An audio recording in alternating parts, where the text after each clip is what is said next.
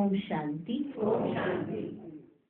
1 जनवरी 2014 साकार महावाक्य। बाबा कहते, मीठे बच्चे, तुम्हें संपूर्ण पावन बनना है।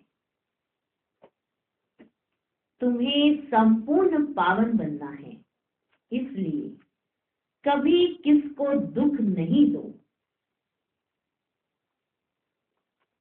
तुम्हें संपूर्ण पावन बनना है, इसलिए कभी किसको दुख नहीं दो। कर्मेंद्रियों से कोई विकर्म ना हो। कर्मेंद्रियों से कोई विकर्म ना हो। सदा बाप के फरमान पर चलते रहो। सदा बाप के फरमान पर चलते रहो।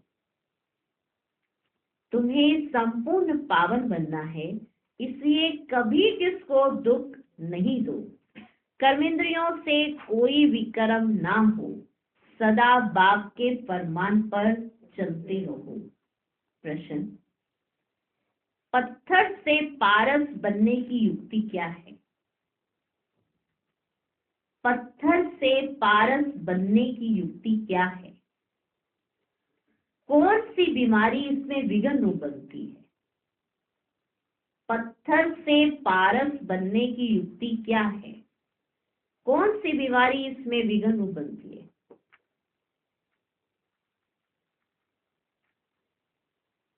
पत्थर से पारस बनने की युक्ति क्या है? कौन सी बीमारी इसमें विघ्न रूप बनती है?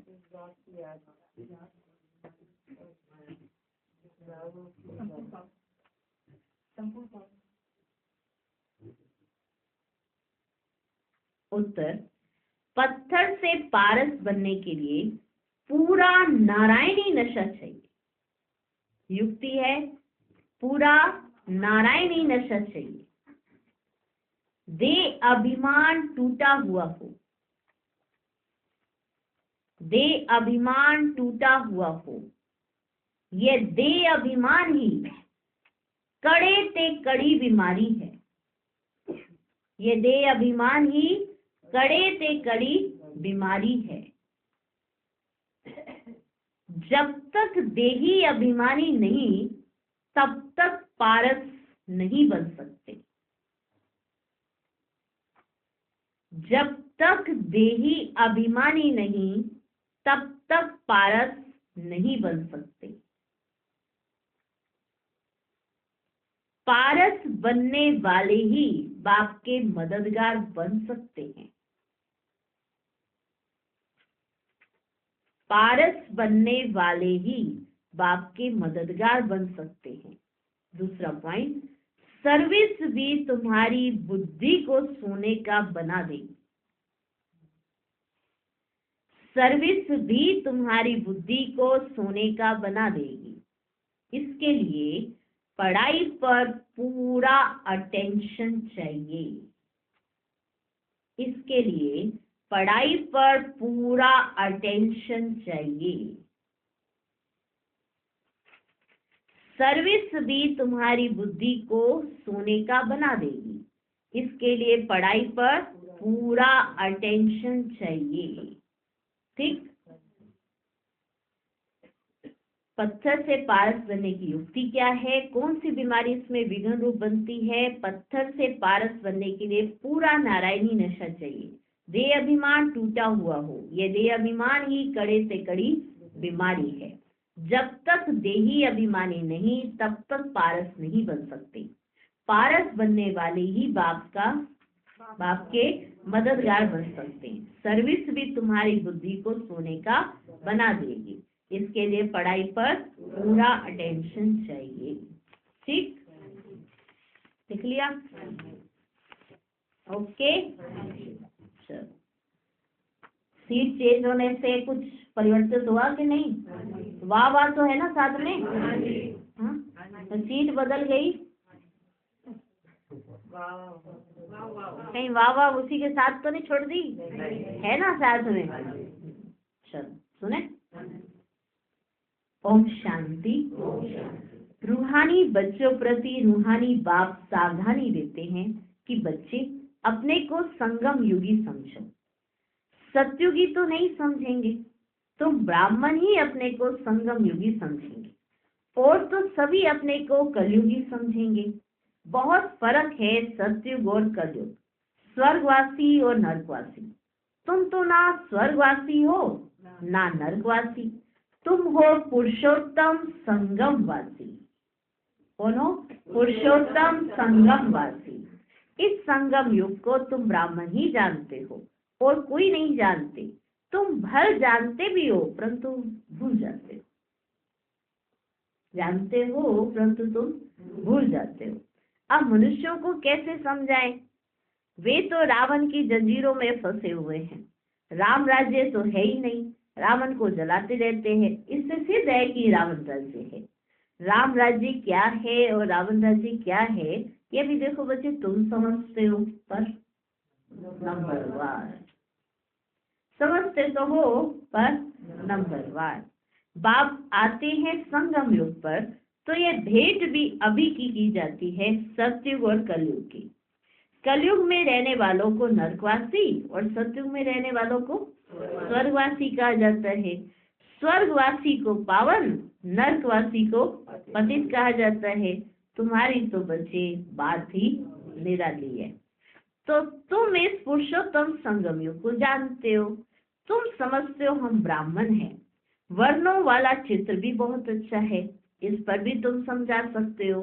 कंट्रास्ट बताना चाहिए। जो मनुष्य अपने को नरकवासी पतित कंगाल समझे, लिखना चाहिए अब ये पुरानी कलयुगी दुनिया है, सतयुग स्वर्ग नई दुनिया है। तुम नरकवासी हो या स्वर्गवासी, तुम देवता हो या असुर। ऐसे तो कोई नहीं कहेंगे कि हम स्वर्गवासी है। कई ऐसे समझते हैं कि हम तो जैसे कि स्वर्ग में बैठे हैं। अरे ये तो नर्क है ना, सतयुग है। कहाँ है सतयुग? यह रावण राज्य है, तब तो रावण को जलाते हैं। उन्हों के पास भी तो कितने जवाब होते हैं। अब आप ऐसे समझाओगे तो उन्हों के पास भी आपके लिए कोई ना कोई जवाब रहेगा। सर्वव्यापी पर भी कितनी डिबेट करते हैं। तुम बच्चे तो एकदम क्लियर पूछते हो, अब नई दुनिया है या पुरानी दुनिया। ऐसा क्लियर कंट्रास्ट बताना है, इसमें बहुत ब्रेन चाहिए। ये सब समझाने के लिए ना बहुत ब्रेन चाहिए। ऐसा युक्ति से लिखना चाहिए जो मनुष्य अपने से पूछे कि मैं नरकवासी हूँ या स्वर्गवासी। ऐसा युक्ति युक्त लिखें कि वो अपने आप से पूछने लगे कि मैं नरकवासी हूँ या स्वर्गवासी। ये पुरानी दुनिया है या नई दुनिया, ये राम राज्य है या रावण राज्य। ऐसा वो अपने आप से ही पूछने लगे। ऐसा युक्ति से लिखना चाहिए। हम पुरानी कलयुगी दुनिया के रहवासी हैं या नई दुनिया के वासी हैं। हिंदी में लिखकर फिर अंग्रेजी गुजराती में ट्रांसलेट करें तो मनुष्य अपने से पूछें कि हम कहाँ के रहवासी हैं। कोई शरीर छोड़ते हैं तो कहते हैं कि स्वर्ग पधारा, लेकिन स्वर्ग अभी है ही कहाँ, अभी तो कलयुग है। जरूर पुनर्जन्म भी यही लेंगे ना। स्वर्ग तो सतयुग को कहा जाता है, वहां अभी कैसे जाएंगे। ये सब विचार सागर मंथन करने की बच्चे बातें हैं। ऐसे क्लियर कंट्रास्ट हो उसमें लिख दो भगवानुवाच। हर एक अपने से पूछे मैं सतयुगी राम राज्य निवासी हूँ या कलयुगी रावण राज्य का निवासी हूँ। तुम ब्राह्मण हो संगमवासी, तुमको तो कोई जानते ही नहीं है, तुम और सबसे न्यारे। तुम सतयुग कलयुग को यथार्थ जानते हो। तुम ही पूछ सकते हो कि तुम विकारी भ्रष्टाचारी हो या निर्विकारी श्रेष्ठाचारी हो।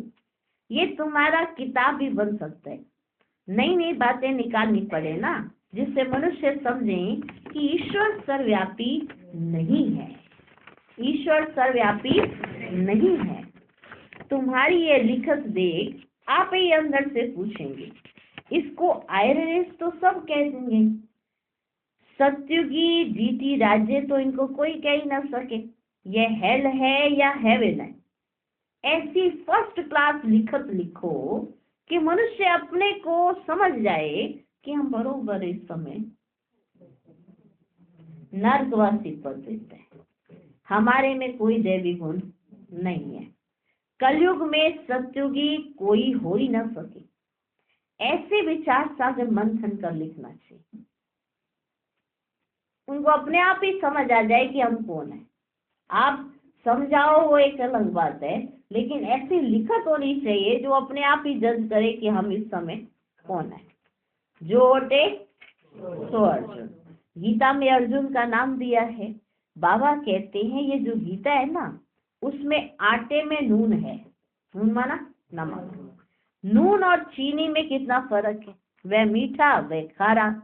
कृष्ण भगवान वाच लिखकर गीता ही खारी कर दी है।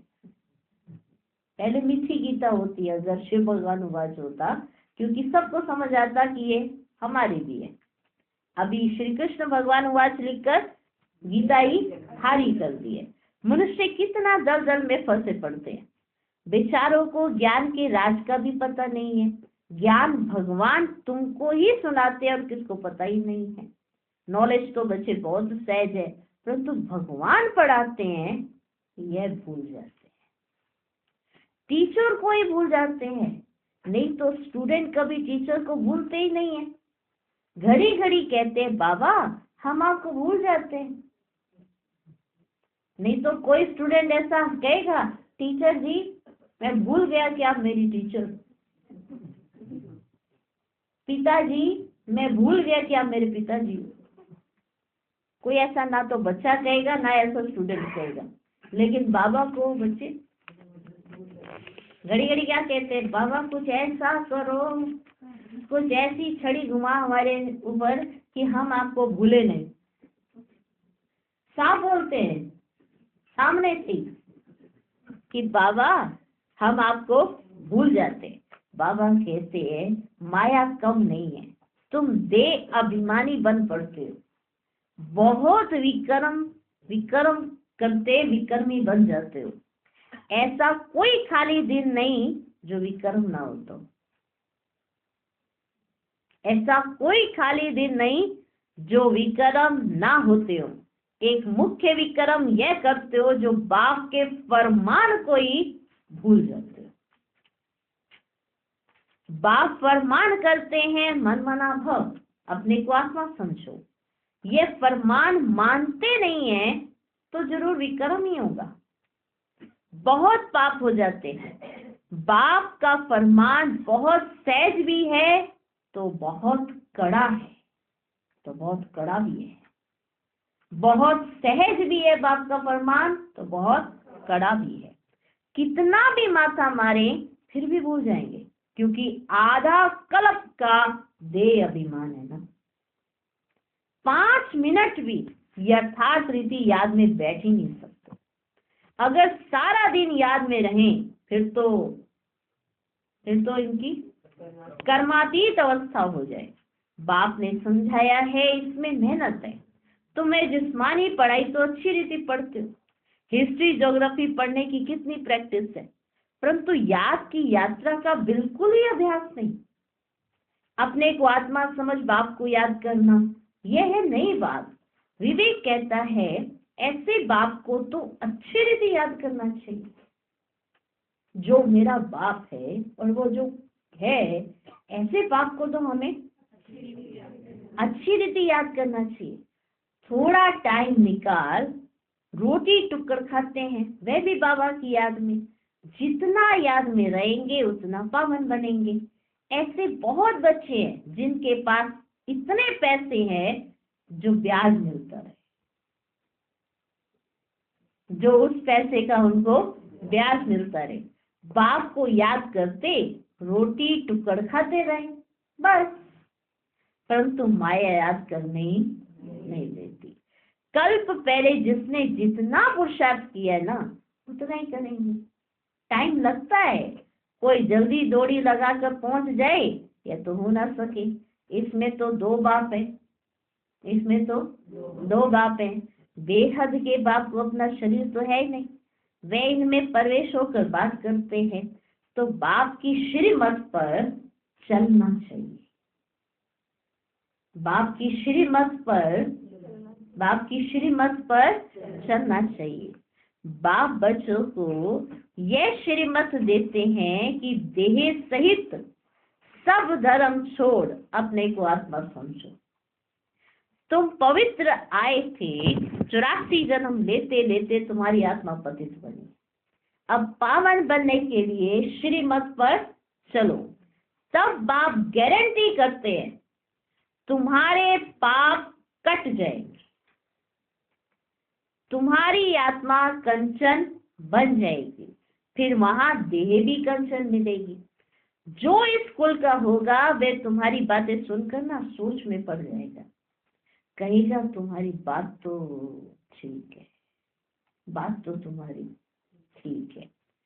पावन बनना है तो किसको दुख नहीं देना है। मनसा वाचा कर्मणा पवित्र बनना है। मनसा में तूफान आएंगे, तुम बेहद की बादशाही लेते हो ना, तुम भर सच बताओ या ना बताओ, मनसा में तूफान तो आएंगे। बेहद की बादशाही लेते हो, तुम भर सच बताओ या ना बताओ, परंतु आप खुद कहते हैं माया के बहुत विकल्प आएंगे, परंतु कर्मेंद्रियों से कभी भी कर्म नहीं करना, कर्मेंद्रियों से कोई पाप नहीं करना है। तो ये कंट्रास्ट की बातें अच्छी रीति लिखनी चाहिए। कृष्ण पूरे 84 जन्म लेते हैं और शिव पुनर्जन्म ही नहीं लेते। वह सर्वगुण संपन्न देवता है, ये तो है ही बाप। तुमने देखा है पांडवों के चित्र कितने बड़े बड़े बनाए जाते हैं, इसका मतलब है कि वे इतनी बड़ी विशाल बुद्धि वाले थे, इसे उनके चित्र ना बड़े बड़े बनाते हैं। उसका एक अर्थ है कि उनकी बुद्धि जो थी वो विशाल थी। बुद्धि बड़ी थी, उन्होंने फिर शरीर को बड़ा बना दिया, जबकि बुद्धि बड़ी थी इसलिए उन्होंने सिंबॉलिक शरीर को बड़ा दिखा दिया। तुम्हारी जैसी विशाल बुद्धि और तो कोई की हो ना सके। तुम्हारी ये ईश्वरीय बुद्धि, कौन सी बुद्धि है? कौन सी बुद्धि? ईश्वरीय बुद्धि। भक्ति में कितने बड़े बड़े चित्र बनाकर पैसे बर्बाद करते हैं, कितने वेद शास्त्र उपनिषद बनाए, कितना खर्चा किया। बाप कहते हैं तुम कितने पैसे गंवाते हैं। बेहद का बाप उला ना देते तुमको, तुमने पैसे गंवाए हैं। बेहद का बाप तुमको उला ना देते हैं। तुम फील करते हो बाबा ने पैसे बहुत दिए, अब तुमको फील होता है कि हाँ बाबा ने हमको पैसे बहुत दिए। राजयोग सिखलाकर राजाओं का राजा बनाया। वे जिस्मानी पढ़ाई पढ़कर बैरिस्टर आदि बनते हैं, फिर उससे कमाई होती है, इसलिए तो बच्चे कहा जाता है ना knowledge is source of income है। यह ईश्वरीय पढ़ाई भी बच्चे सोर्स ऑफ इनकम है, जिससे बेहद की बादशाही मिलती है। भागवत रामायण आदि में कोई नॉलेज नहीं है, एम ऑब्जेक्ट ही कुछ नहीं है। बाप जो नॉलेजफुल है ना वह बैठ तुम बच्चों को समझाते हैं। यह है बिल्कुल नई पढ़ाई। वे भी कौन पढ़ाते हैं? देखो तुमको खुद भगवान तुमको बैठ कर पढ़ाते हैं। नई दुनिया का मालिक बनाने के लिए पढ़ाते हैं। इन लक्ष्मी नारायण ने ये पढ़ाई से ऊंच पद पाए हैं। कहाँ रजाई कहाँ प्रजा, कोई की तकदीर खुल जाए तो बेड़ा ही पार है। स्टूडेंट समझ सकते हैं कि हम पढ़ते हैं और फिर पढ़ा सकते हैं या नहीं। पढ़ाई पर पूरा अटेंशन रखना चाहिए। पत्थर बुद्धि होने के कारण कुछ भी समझते ही नहीं है। तुमको बनना है सोने की बुद्धि, वह उन्हों की बनेगी जो सर्विस में रहेंगे। उन्हों की बुद्धि क्या बनेगी? सोने की। बैच पर भी किसको समझा सकते हो? बेहद के बाप से बेहद का वर्षा लो। भारत स्वर्ग था ना, कल की तो देखो बच्चे बात है, कहाँ 5000 वर्ष की बात और कहाँ लाखों वर्षों की बात, कितना फर्क है। तुम समझाते हो तो भी समझते ही नहीं है, जैसे बिल्कुल ही पत्थर बुद्धि है। यह बैच ही तुम्हारे लिए ना जैसे कि एक गीता है, इसमें सारी पढ़ाई है। मनुष्य को तो भक्ति मार्ग की गीता ही याद रहती है। अभी तुम जो बाप द्वारा गीता सुनते हो ना, उससे तुम 21 जन्मों के लिए सदगति को पाते। शुरू शुरू में तुमने गीता पढ़ी है, सुना, सुन रहे हो? शुरू शुरू में तुमने गीता पढ़ी है, पूजा भी तुमने ही शुरू की है। अब पुरुषार्थ कर गरीबों को भक्ति मार्ग की जंजीरों से छुड़ाना है। कोई ना कोई को समझाते रहो, कोई ना कोई को समझाते रहो। उसमें से 1-2 निकलेंगे। अगर 5-6 इकट्ठे आते हैं ना, तो कोशिश करके ना अलग अलग फार्म भराए, अलग अलग समझाना चाहिए। अब 5-6 को इकट्ठे बिठा दोगे तो एक का कुछ प्रश्न आएगा, फिर दूसरे का कुछ प्रश्न आएगा, फिर एक उस पे पूछेगा, दूसरा उस पे पूछेगा, तो कंट्राडिक्शन हो जाती है। तो करना क्या चाहिए? अगर 5-6 भी इकट्ठे आ जाएं तो भी समझाना जो चाहिए ना, वो अलग अलग समझाना चाहिए। नहीं तो उनमें से एक भी ऐसा होगा जो औरों को खराब कर देगा। एक के इतने प्रश्न उठ जाएंगे तो दूसरे का समय चला जाएगा। कई आते हैं ना, अपना समय निकाल कर आते हैं, वो कहते हैं हम सिर्फ सुनने ही जाएंगे, हम कुछ बोलेंगे नहीं, इंटरफेयर नहीं करेंगे। अगर कई ऐसे नहीं, हम तो क्वेश्चन पे क्वेश्चन पूछेंगे। तो अलग अलग बुद्धियां होती है। तो एक पूछता रहता नहीं, हम तो आज ही क्लियर करेंगे जो भी करना है, तो उस समय तो जाता है ना, कुछ भी अगर उस पर पूछेंगे तो बाबा ने कहा नहीं, तो उसमें से अगर एक भी ऐसा निकल आया तो वो लोगों को खराब करेगा।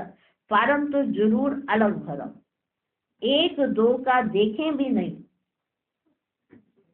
ऐसा हो। फार्म तो जरूर अलग भरो, 1-2 का देखे भी नहीं तो वह समझ सके। ये सब युक्तियां चाहिए, तब तुम सक्सेसफुल होते जाए।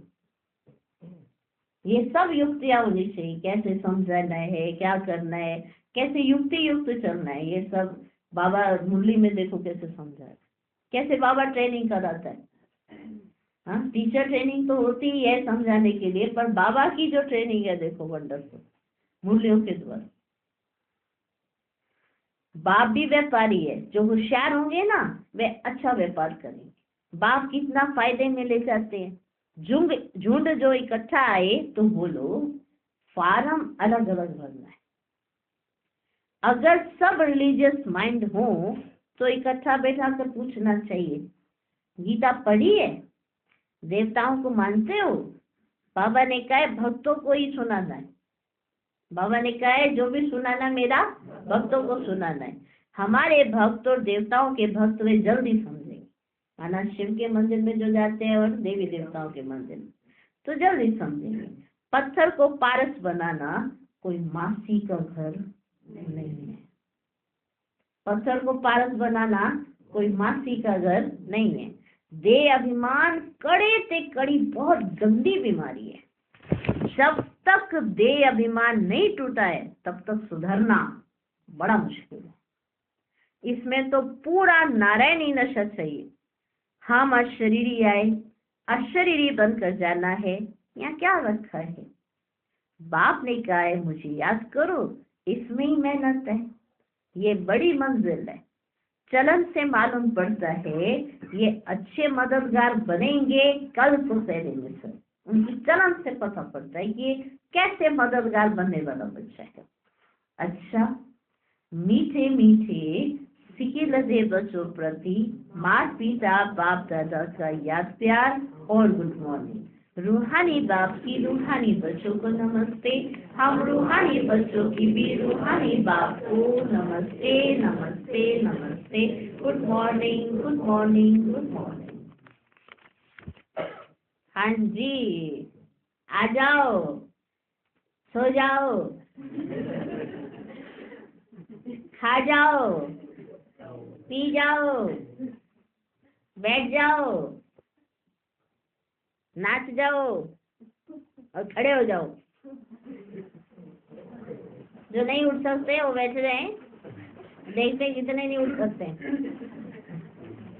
जो उठ सकते हैं वो खड़े हो जाए, जो नहीं उठ सकते, जिनको दिक्कत हो रही है वो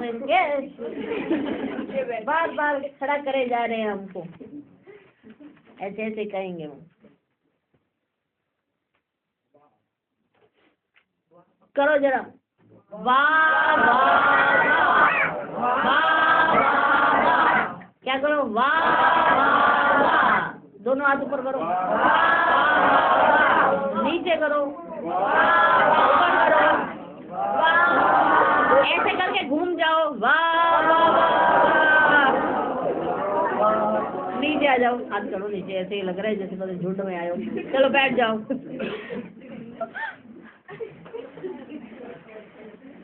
ठीक है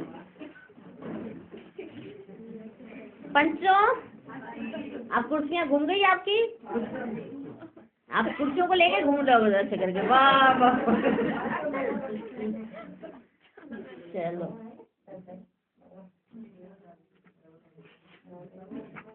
हाँ, वो पंचों में कहीं आ जाते तो क्या है, पंच ही जाते मुहूर्त में। अब एक नया नाम दिए जा रहे हैं, ये जो टिके रहते हैं उनको नाम है, तो आए आए हैं मस्ती, ऐसे हाथ हिला के चले जाएंगे, एक दिन के लिए आए।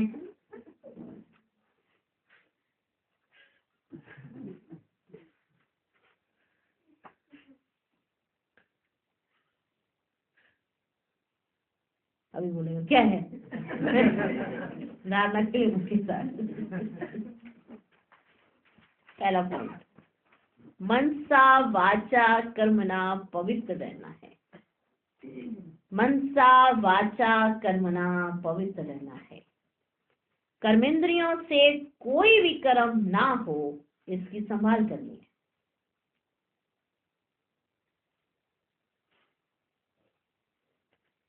कर्मेंद्रियों से कोई भी कर्म ना हो, इसकी संभाल करनी है। आत्मा को कंचन बनाने के लिए, आत्मा पढ़ो पढ़ो, लिखो लिखो,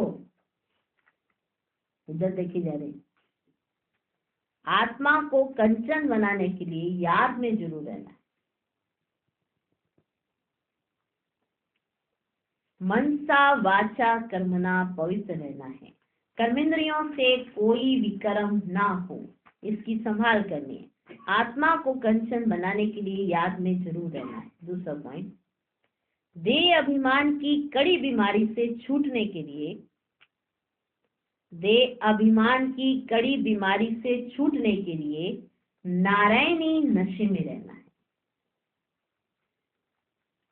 देह अभिमान की कड़ी बीमारी से छूटने के लिए नारायणी नशे में रहना है। अभ्यास करो, हम अशरीरी आए थे, अब अशरीरी बनकर वापस जाना है। अभ्यास करो, हम अशरीरी आए थे, अब अशरीरी बनकर वापस जाना है। देह अभिमान की कड़ी बीमारी से छूटने के लिए नारायणी नशे में रहना है। अभ्यास करो, हम अशरीरी आए थे, अब अशरीरी बनकर वापस जाना है। आज का वरदान, सदा उमंग उत्साह में रहे, मन से खुशी के गीत गाने वाले अविनाशी खुशनसीब भव। सदा उमंग उत्साह में रहे, मन से खुशी के गीत गाने वाले अविनाशी खुशनसीब भव। आप खुशनसीब बच्चे अविनाशी विधि से अविनाशी सिद्धियां प्राप्त करते हो। आपके मन से सदा वाह वाह की खुशी के गीत बजते रहते हैं। वाह बाबा, वाह तकदीर, वाह मीठा परिवार। वाह बाबा, वाह तकदीर, वाह मीठा परिवार, वाह श्रेष्ठ संगम का सुहाना समय। हर कर्म वाह वाह है। अभी देखो ये मुरली पहले आ जाती है और बाबा तो कल आया है, तो आज का वरदान भी वाह वाह है। हर कर्म वाह वाह है, इसलिए आप अविनाशी खुशनसीब हो। आपके मन में कभी वाय आई, वाय और एक आई, आई आई माना मैं, वाय आई, क्यों मैं नहीं आ सकता। एक ये क्यों और एक ये मैं, ये दोनों परेशान करते हैं। हर जगह आ जाता है क्यों, क्या, कैसे, और ये आ जाती है मैं। ये दोनों बड़ी परेशानी खड़ी करने वाले हैं। क्या नहीं आना चाहिए, वाई और आई। वाई आई नहीं आंसर, वाई आई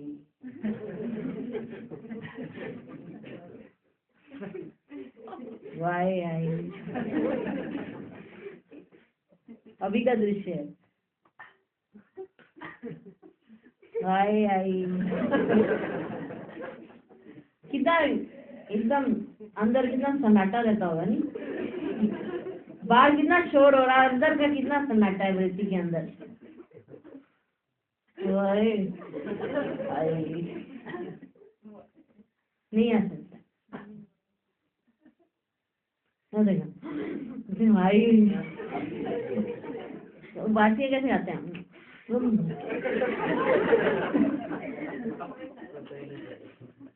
मुंह में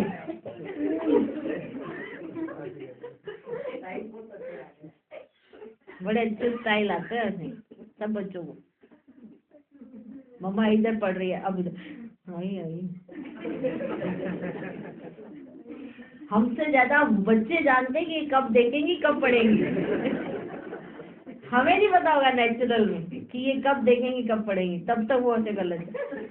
हाँ हाँ हाँ यूनिक है वैसे नहीं हम समझ पा रहे हैं कि आप रात के 12, 1, 2 भी बज गए होंगे, किसी को कोई तो सोया ही नहीं है, हमारी दुनिया तो सोई नहीं है, यानी कि कोई प्रोग्राम की कुछ भी समझ सकते हैं, पर ऐसे वाई आई हाँ तू आई आई जैसे अगर आपको स्टेज पे बिठा जाए तो ये आई शुक्र है यहाँ पे पीछे वो नहीं है, नहीं तो गिर जाएंगे कहीं। ऐसे वो संदली होती है ना, इसमें अभी तो हम सीटे लगा के कुर्सियाँ देते हैं इनको, अगर मुड़े दे दिए जाए और इसके ऊपर बड़े में ऐसे बैठा जाए, आई ओए आई और कहाँ जाई तुम्हारा वाह वाह वाह याद रहना चाहिए। क्या नहीं रहना चाहिए याद? वाई और आई। वाई के बजाय आई आई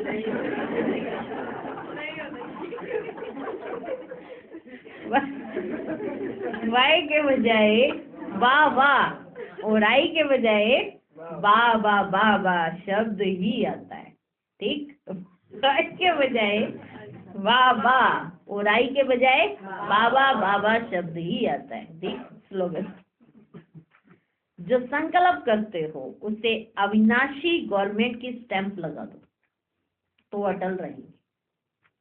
जो संकल्प करते हो उसे अविनाशी गवर्नमेंट की स्टैंप लगा दो तो अटल रहेंगे।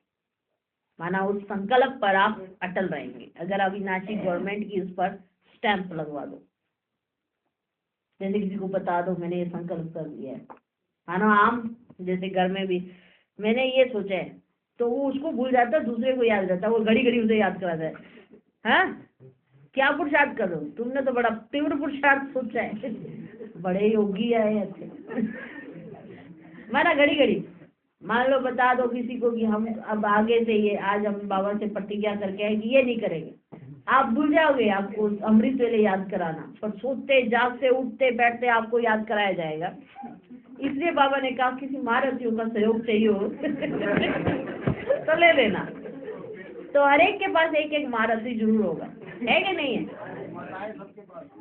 माताएं सब, पांडवों के पास विशेष माताएं होती है, उनके सिर पर उठाने वाली, जगाने वाली और चलाने वाली। हमारा पीछे से देख धक्का दे चलाने वाले बड़े पांडव अच्छे बच्चे।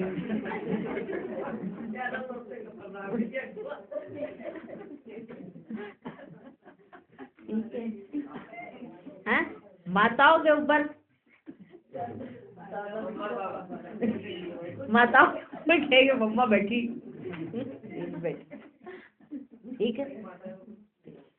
जो संकल्प करते उसे अविनाशी गवर्नमेंट की तो अटल रहेंगे, बिल्कुल अटल रहेंगे। पांडव तो हिल नहीं पाएंगे अगर वो माताओं की गवर्नमेंट की स्टैंप लगवा ले, है नहीं कि माता आज के बाद हम ये नहीं करेंगे। फिर जैसे ही वो करने लगेंगे याद नहीं है कि माता पहले डंडा लेके आई? तो संकल्प में लिया, हाँ आधा आधा आ रहा था अभी संकल्प, और पूरा ना आए उससे पहले ही माता आ जाती है। तो जो संकल्प करते हो माताओं की स्टैंप लगा दो, कमाल। तो अविनाशी गवर्नमेंट की स्टैंप लगा दो तो अचल रहेंगे। अच्छा, ओम शांति। अब ये कटर कटर मत करना, ठीक है? कटर शटर सब बंद कर दो। अब ये रिपीट कराते हैं, बुद्धि खुली रखो, ऐसे ऐसे नहीं करना, एकदम वैसे ही कहा करो, ठीक? सुनाए? चलो सुनो।